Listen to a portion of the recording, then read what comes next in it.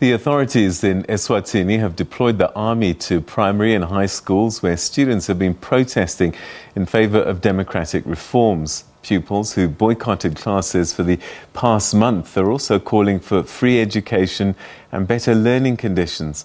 Law enforcement officers have been seen in eSwatini's main cities, Mbabane and Manzini.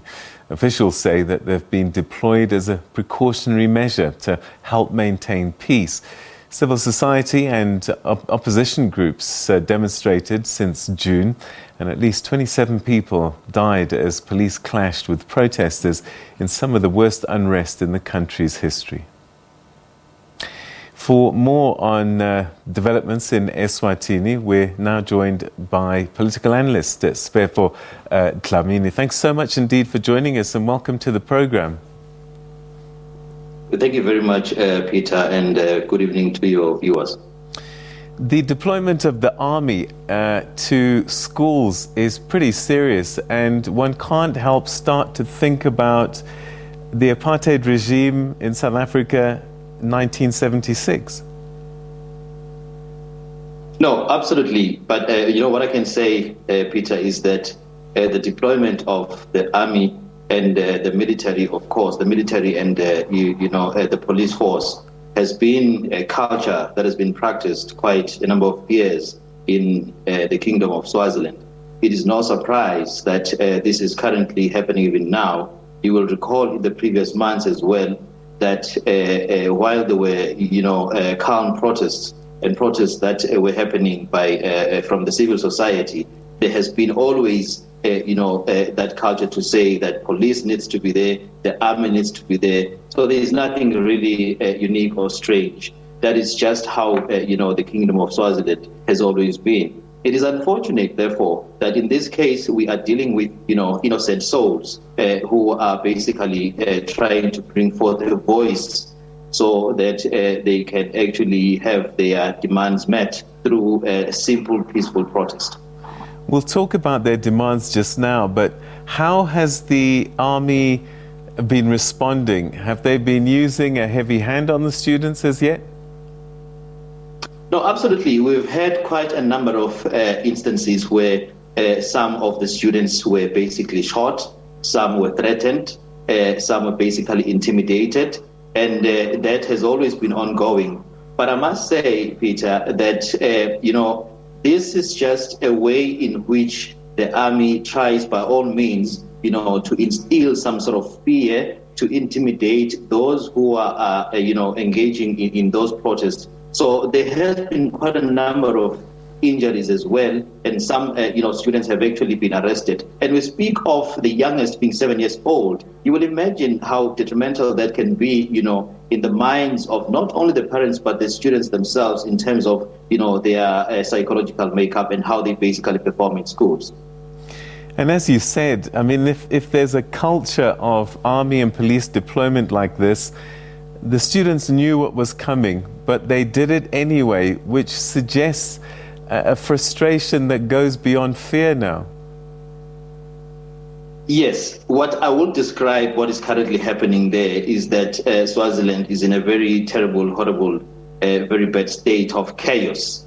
It's political turmoil. Everybody, not only the students, have seemingly been, finding themselves reaching a point where they no longer care about anything. What's important for them is to say they are interested in constitutional reform, political reform, and having, those two members of parliament who were arrested some few months ago to be released, including, of course, one of the leaders who's also a member of parliament by the name of Melane, who basically nobody knows where he is. He's currently in hiding.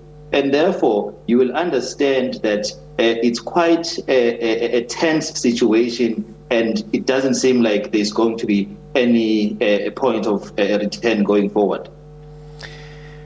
It wasn't that long ago when we saw bloody streets, people being killed, alarming stories of amputations in hospitals. And the king, we didn't know whether he'd fled, whether he was in the country. But then he had this meeting, bringing people together, trying to find a solution. Did that ever amount to anything, or was that just PR? Yeah, it is unfortunate that, previously the king would normally call what is called isibaya. And therefore, everybody will come into that sibaya, the royal call, where he will then speak to the people. It is unfortunate that that is somehow interpreted as, a dialogue with the people. But the truth and honest fact is that it turns out that that kind of setup invariably happens to be a monologue, where the king basically is the only one who basically speaks to the people. There were quite a number of instances in the past where some members of, the civil society tried to raise issues in that particular setup, but it did appear that they were basically not given much of an ear. And so it's not a reciprocal process that basically happens there. And therefore, there has been so much reluctance in, adhering to the king's call to say everybody must come to Esibayeni so that there could be a dialogue. And as we speak right now, most of eMaswati are basically saying to themselves, what will basically assist in this situation? Should there be a dialogue, or should there be, areas of convergence between the two different parties? Would simply be any setup that will take, place outside the boundaries of what is then called Isibaya, in a neutral place where they also have,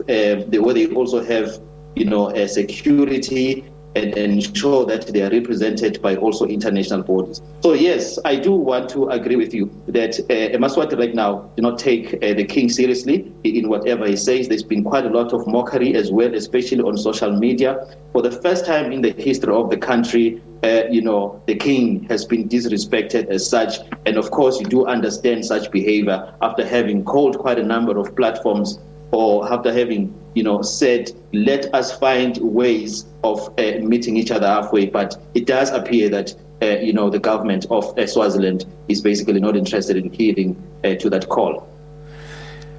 I mean, to have students demonstrating and to deploy the army, it could be catastrophic in terms of what can happen. It does seem as if things are slowly getting out of hand for the king and the authorities, that they're losing a grip on a power that's been unchallenged for decades. Peter, let me confidently say, it is not necessarily to say that, the authorities are basically losing a grip. It does appear that they already have lost it. I mean, come to think of it, when you deploy the army into schools, primary schools and high schools, we are basically dealing with a different generation here that is exposed to quite a number of, factors, at a global scale. And I want to agree with you to say, instead of this deployment of the army, the military basically calming down the situation, it's making it worse. And I will say this with confidence, Mr. Ndoro, that if this continually happens, if it continues to happen, we are likely to see, the situation basically worsening. One really anticipates what basically could happen in the few weeks going forward. And therefore, this cannot be the solution, because there hasn't been any reports of, vandalism and all that. What the students are basically doing is just, demonstrations and, bringing forth, a protest as a way of saying, government, can you give us an ear based on what we're basically interested in seeing in our beautiful country. So one should expect much to happen going forward if the government doesn't find proper mechanisms of dealing with this issue. What is the official word from the authorities and maybe even the king himself? Is there any hint or any move even suggesting that they might accommodate some kind of reform? Look, I think the only, promising kind of information that came about was, I think, a week ago, where the newspaper at the Times of Swaziland basically stated that the king is committed to dialogue. And unfortunately, I really do want to believe that eMaswati have had quite a number of such promises. Also in 2008, you will remember the same story happened. And I think really it's falling into deaf ears. So I must say that one other important factor that is contributing tremendously into this chaos is that there hasn't been much audible voice, particularly from the government, to say, we understand your cry, we understand your demands, and this is the way forward that we want to bring in terms of calming down the situation and meeting you halfway. Now that has contributed tremendously in frustrating eMaswati to say it does appear that we are basically speaking to a deaf government, and in turn that has made quite a number of people, particularly the civil society and those advocating for pro-democracy, to say it does appear that there seems to be no government at all. The king, to a great extent, has been also perceived as being non-existent, because if you'll understand that if you are in a family and you have kind of situations, grievances, the only person that you want to speak to, of course, is an authority who's likely to be the head of that family. Now, if that does not take place, chances are there's going to be less of recognition to that particular authority. Hence, I want to strongly believe that that has been the main factor that has caused so much frustration to eMaswati, hence what we are seeing today. Why is there so much resistance to democratic reform? What is so problematic for the king and the authorities to have a democratic eSwatini? I think there's quite a number of factors, really. Swaziland has been a monarchy for quite some time, and the idea of culture taking place, of course, in that territory has somehow, contributed to, eMaswati being one. You'll understand, Peter, that eMaswati have always been perceived as this peaceful, nation that are so much in love and interested in their culture. Now, one of those factors, of course, could be that there has been some sort of an embraced kind of traditional way of thinking in terms of looking into a possible system of governance in Swaziland. And so that traditional way of thinking could probably be making the authorities to believe that this is basically the right way. And yet we are living in a different generation. It will be quite important, particularly the youth that is quite exposed to quite a number of things, and having to understand that Swaziland is landlocked by by democratic states. Now, that political influence and that exposure, of course, has the potential of opening the eyes of those who see that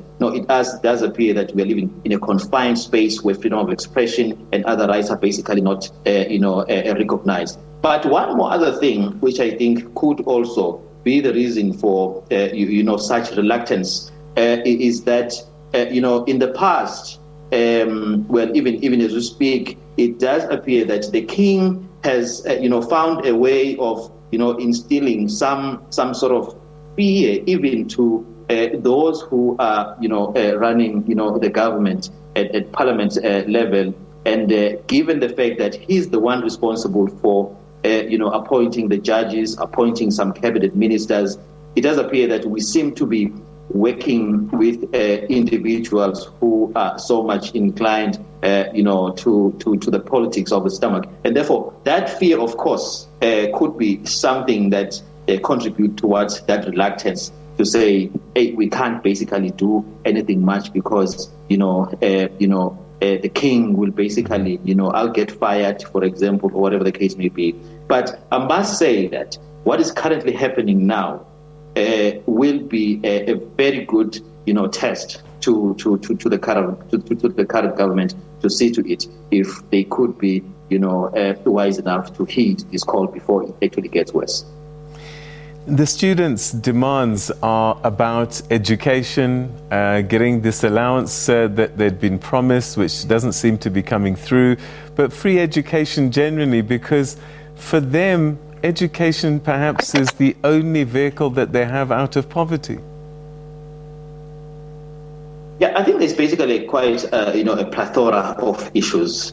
The students basically found an opportunity to raise their concerns, given, the recent protest and the arrest of the two MPs as well. The issues, of course, raises from, a lack of proper education, the issues around scholarship, and recently, of course, they have been, complaining and protesting about the kind of food that is given to them, in their respective schools. So it's basically a plethora of issues, and it's a way of saying we are basically interested overall in constitutional reform, if not political reform, going forward. All right, Siphetfo Dlamini, we're going to have to leave it there. Thank you so much indeed for joining us. Your insights greatly appreciated. Thank you for your time. Thank you very much, Peter, and your views.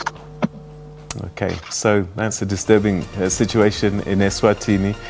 Students are facing the wrath of the army and the police. They've been deployed into primary schools and high schools because the students are demonstrating. They want democratic reform, they want free education, but the king, who it is believed owns a majority of the industries and enterprises, are controlled by him, and a lot of these profits go to him directly in a country where more than 60% of the country is living on less than $2